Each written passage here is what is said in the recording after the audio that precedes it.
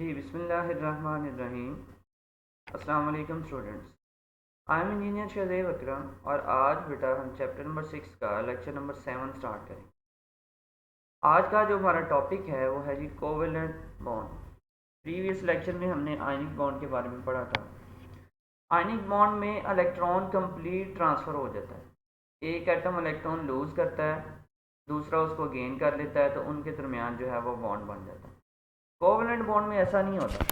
Covalent bond में जो है इलेक्ट्रॉन की शेयरिंग होती है। ठीक है, दोनों एटम्स एक एक या दो दो या तीन तीन इलेक्ट्रॉन शेयर कर लेते हैं। शेयर करने का मतलब ये होता है कि वो इलेक्ट्रॉन उनके पास भी रहता है और नेक्स्ट वाले जो एटम जिसके साथ बॉन्ड बनाया हुआ है उसके साथ भी रहता है, उसके पास भी रहता है। तो ये डेफिनेशन सबसे पहले देखें, the bond formed by the mutual sharing. बाहमी इश्तराक से जो बॉन्ड बनेगा उसको हम कहेंगे कोवेलेंट बॉन्ड। अब ये बॉन्ड बनाने के लिए कंडीशन क्या होनी चाहिए? सबसे पहले तो जो एटम जब बॉन्ड बना रहे हैं, ठीक है, उनको अपना वैलेंस शेल जो है वो शेयर करना पड़ता है। ठीक है, उससे क्या होगा, उससे उनके पास इलेक्ट्रॉनिक कन्फिगरेशन आ जाएगी। वो कैसे, वो भी हम देखेंगे।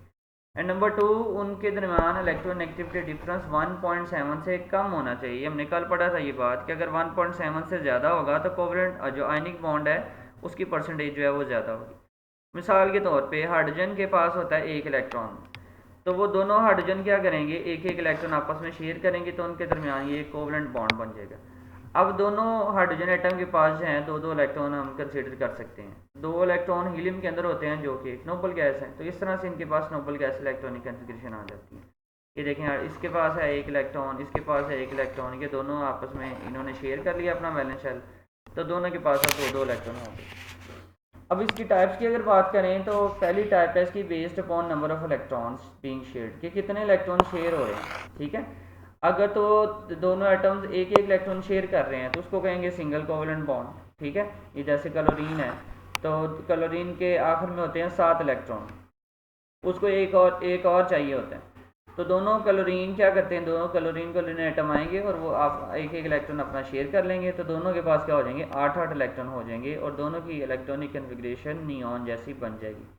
अब यहाँ पर एक एक इलेक्ट्रॉन शेयर हो रहा है तो उसको हम सिंगल कोवेलेंट बॉन्ड कहेंगे और इसको हम दो एटम्स के दरमियान एक लाइन बनाकर जाहिर करते हैं इस तरह से, chlorine single bond chlorine. Next oxygen की बात करें तो ऑक्सीजन के आखिर में होते हैं 6 इलेक्ट्रॉन, उसको दो और चाहिए होते हैं।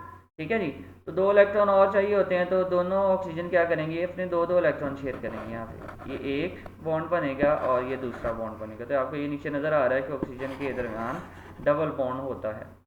और नाइट्रोजन की बात करें तो नाइट्रोजन के आखिर में होते हैं 5 इलेक्ट्रॉन, इसको 3 और चाहिए होते हैं, तो ये तीन तीन इलेक्ट्रॉन इस तरह से आपस में शेयर करेंगे, तो इनके दरमियान बनेगा जी ट्रिपल कोवेलेंट बॉन्ड। तो यही अगर आपको लॉन्ग क्वेश्चन आए तो आपने इसी को डेफिनेशन बना के लिखना है। If the electron shared between two, if only one electron is shared between two atoms, ठीक है जी, the bond form is called single covalent bond. It is represented by a single line between two atoms. फिर आगे आपने 3 से 4 नीचे example दे सकते हैं। यहाँ पे मैंने एक ही एग्जाम्पल डिस्कस किया, आप बुक से कंसल्ट करें, मजीद इसकी एग्जाम्पल जो है वो देख सकते हैं।